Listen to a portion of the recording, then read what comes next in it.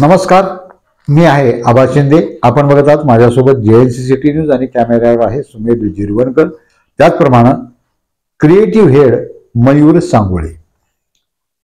गंगाखेड विधानसभेची निवडणूक अत्यंत चुरशीची होताना दिसतीये. ही लढत तिरंगी लढत होताना दिसते.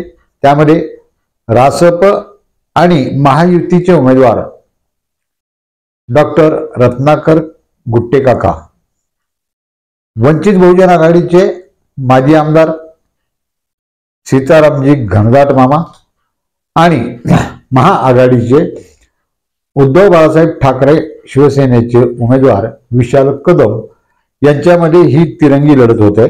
चौथा देखील कोण याला आहे की रबदळे मामा, हे की भाजपचे पूर्वाश्रमीचे कार्यकर्ते, ते अपक्ष म्हणून मैदानात उतरलेले आहेत. या निवडणुकीमध्ये जातीय समीकरण खूप महत्वाचं आहे. एकंदर जरांगे पाटलांच्या आंदोलनाचा इम्पॅक्ट जर बघितला तर भाजप आणि युतीच्या विरोधामध्ये मराठा समाजानं भूमिका घ्यावी अशी भूमिका जरांगे पाटलांनी घेतलेली आहे. त्या माध्यमातून मराठा समाज हा विशाल कदमांच्या बाजूने जाईल असं गृहीत धरलं जात. घनदाट मामा यांचं वैयक्तिक एक मित्रमंडळ आहे आणि त्यांनी या मतदारसंघाचं यापूर्वी प्रतिनिधित्व केलेलं असल्यामुळे आणि अभ्युदय बँकेच्या माध्यमातून त्या बँकेचे जे लाभार्थी आहेत ते लाभार्थी आणि घनदाट मामा मित्रमंडळ यांचे कार्यकर्ते असं एक पॉकेट त्यांचं आहे.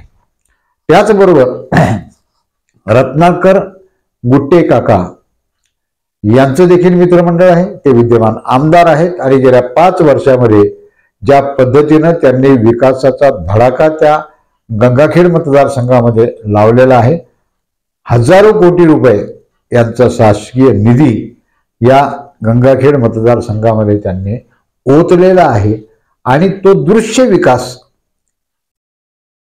हे गुट्टेकाकांचं बलस्थान आहे. फळा हे पालम तालुक्यातलं मोतीराम महाराजांचं श्री संस्थान असलेलं गाव आहे. फळा या गावानं रत्नाकर गुट्टे यांना 2014 आणि 19 मध्ये देखील साथ दिलेली नव्हती. मात्र असं असतानाही लेंडी नदीवरील पुलाचा प्रकल्प असेल, त्याचप्रमाणे त्या ठिकाणी स्मशानभूमीचा प्रश्न असेल, गावातल्या रस्त्यांचा प्रश्न असेल, फळा या गावाला जोडणारा रस्ता असेल, हा सर्व निधी रत्नाकर गुट्टे यांनी कुठलाही भेदभाव न पाळता या गावामध्ये हा निधी दिला.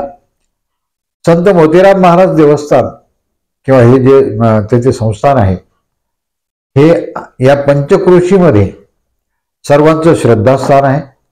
हे एक उत्तम आध्यात्मिक पर्यटन केंद्र करण्याचा संकल्प रत्नाकर गुट्टेकाका यांनी केलेला आहे. जमेची बाजू म्हणजे गणेश दादा रोकडे हे रत्नाकर गुट्टे यांच्या सोबत आहे. नुकतीच फळा या गावाला रत्नाकर गुट्टेकाका यांनी भेट दिली. 1 दिवस आधी गणेशराव रोकडे दादांनी त्या ठिकाणी सर्वांची बैठक घेतली होती आणि सर्व गावकऱ्यांना आवाहन केलं होतं की त्यांनी रत्नाकर गुट्टेंच्या पाठीशी उभं राहावं. त्यावेळी गावकऱ्यांनी सांगितलं की उमेदवाराला आपण आमच्या गावामध्ये घेऊन या आणि त्याप्रमाणे दुसऱ्या दिवशी रत्नाकर गुट्टेकाका यांनी फळा या गावाला भेट दिली. अनायसे त्या दिवशी एकादशी होती. एकादशी असल्यामुळे मोठे भाविक भक्त पंचक्रोशीतले त्या ठिकाणी आलेले होते आणि या ठिकाणी बैठकीला संबोधित करत असताना रत्नाकर गुट्टेकाका यांनी सांगितलं की या फळा गावावर मी एकतर्फी प्रेम करत आहे. गेल्या 5 वर्षाच्या कालावधीमध्ये इथे मोठा निधी मी दिलेला आहे.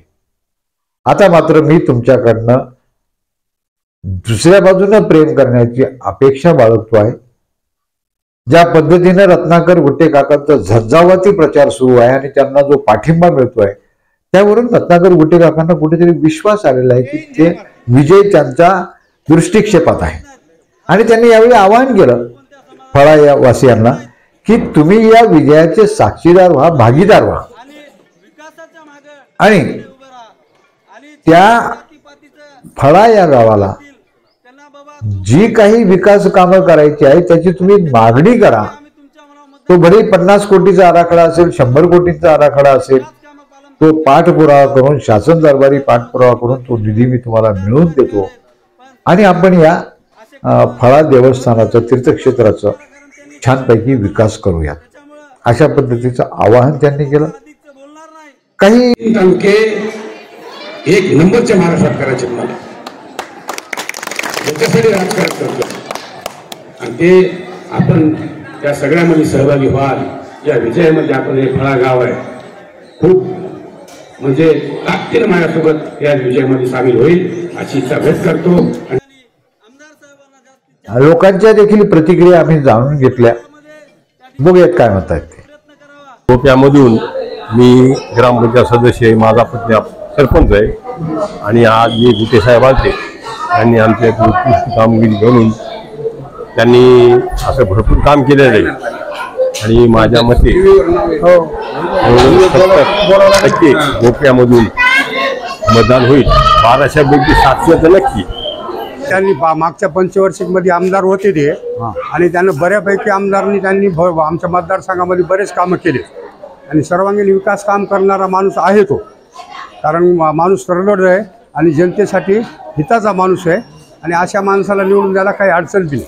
अशा पद्धतीनं या लोकांनी तिथे प्रतिक्रिया व्यक्त केलेल्या आहेत आणि या सभेच्या दरम्यान त्या फळा परिसरातील सर्व प्रतिष्ठित नागरिक, मग ते पंचायत समितीचे सभासद असतील, सभापती असतील, त्याचबरोबर सरपंच असतील, उपसरपंच असतील, वेगवेगळे गावकरी, त्यामध्ये रोकडे कंपनी असेल, दुधाटे कंपनी असेल किंवा अल्पसंख्याक समाजाचे लोक असतील, या सर्व लोकांनी त्या ठिकाणी हजेरी लावून रत्नाकर गुट्टे काका यांच्या पाठीशी यावेळी फळा गाव उभा राहणार असल्याचं त्यांनी ग्वाही दिली. गुट्टे काकांचा आत्मविश्वास हा उंचीवर दिसतोय. एक महत्वाचं आवाहन गुट्टे काकांनी यावेळी केलं, जे की त्या जनतेला, फळावासियांना आणि ते पंचक्रोशीतून आलेल्या भाविकांना खूप भावलं. ते असं की विरोधक जातीवादावर किंवा जातीपातीचं राजकारण करू पाहत आहेत, मात्र मी विकासाचं राजकारण करू पाहतो आणि विकासाच्या कसोटीवर विरोधक कुठेही टिकू शकणार नाहीत याची त्यांनाही जाणीव आहे. जातीपातीला कुठेही रत्नाकर गुट्टे काका यांच्याकडे थारा नाही. त्यांचे जे मित्रमंडळाचे पदाधिकारी आहेत ना, ते वेगवेगळ्या समाजाचे आहेत. कार्यकर्ता प्रामाणिकपणे काम करण्याची भावना ठेवतो, त्याची तयारी आहे, मग तो कुठल्याही जातीचा असेल, तो मराठा. आणि त्यांचे मित्रमंडळाचे जे पदाधिकारी आहेत मोठ्या संख्येने मराठा समाजाचे आहेत.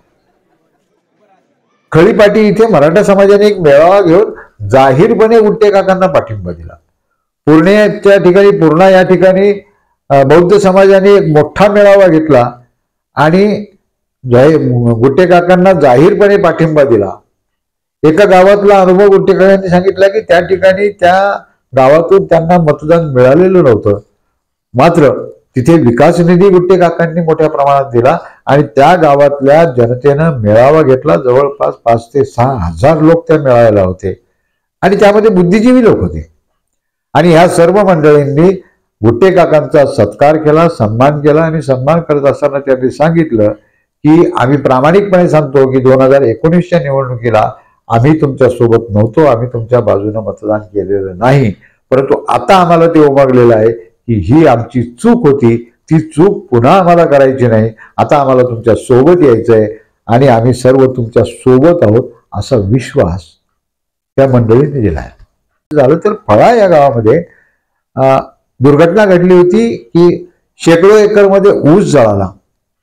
त्यावेळी रत्नाकर गुट्टे काकांनी 24 तासाच्या आत त्या ठिकाणी लगोलग फायर ब्रिगेड तर पाठवलीच, परंतु जळालेला तो सगळा ऊस तोडून त्याचे हार्वेस्टिंग करून तो कारखान्यात नेला. त्यांच्या सीओना देखील तिथे पाठवलं आणि तातडीनं काय कार्यवाही करता येईल याबद्दल ते जातीनं लक्ष घालून होते. तो सगळा ऊस त्यांनी तो नेला. 24 तासाच्या आत त्याचं गाळप झालं. शेतकऱ्यांना त्या ऊसाचे पैसे मिळाले. आतापर्यंत फळावासीय हे रत्नाकर गुट्टे काकांच्या पाठीशी कधी उभे राहिले नव्हते. मानवानं त्यांना साथ दिलेली नसली तरी त्या ठिकाणी विकासाचा ओघ रत्नाकर गुट्टे काकांनी सुरू ठेवला. याचा परिणाम असा झाला की त्या फळावासियांचं मतपरिवर्तन आता झालेलं आहे. आणि फळावासीय मोठ्या संख्येने रत्नाकर गुट्टे काकांच्या पाठीशी उभे राहत असलेले आता दिसून येते. ही रत्नाकर गुट्टे काका झंझावाती प्रचार करतायत. प्रत्येक गावाला भेटी देण्याच्या कटाक्षाने ते पाळतायत. त्यांच्या समस्या जाणून घेत आहेत. जागेवरच समस्या सोडवत आहेत. यामुळे रत्नाकर गुट्टे काकांबद्दलचा जो विश्वास आहे, जो 19च्या निवडणुकीमध्ये जनतेने विश्वास दाखवला होता, ते तुरुंगात असताना देखील त्यांना मतदान करून 19,000च्या मताधिक्याने त्यांना निवडून दिलं. मला वाटतं की एकंदर जो प्रचाराचा झंझावात सुरू आहे आणि लोकांचा जो प्रतिसाद मिळतोय, त्यातून रत्नाकर गुट्टे काकांची प्रचारामधली आघाडी ही बरीच पुढे निघून गेलेली आहे आणि त्यांचे विरोधक बरेच पिछाडीवर राहिलेले आहेत. हा झंझावात जर असाच सुरू राहिला तर रत्नाकर गुट्टे काकांचा विजय दृष्टीपथात दिसतोय. तो मोठा विजय देखील होऊ शकतो. अर्थात 20 तारखेपर्यंत काय घडामोडी घडतात आणि प्रत्यक्ष बटन दाबताना मतदार काय भूमिका घेतात यावरच सगळं चित्र स्पष्ट होणार आहे आणि ते 23 तारखेला दिसणार आहे. परंतु आज तरी रत्नाकर गुट्टे काकांनी त्यांच्या विरोधकांच्या तुलनेमध्ये प्रचारामध्ये प्रचंड आघाडी घेतल्याचं दिसून येत आहे. आपल्याला आवडला असेल तर आमचं चॅनल सबस्क्राईब करून बेल आयकॉनचं बटन दाबायला विसरू नका आणि हा व्हिडिओ लाईक आणि शेअर जरूर करा. नमस्कार. 20 तारखेला मतदान हाय ना,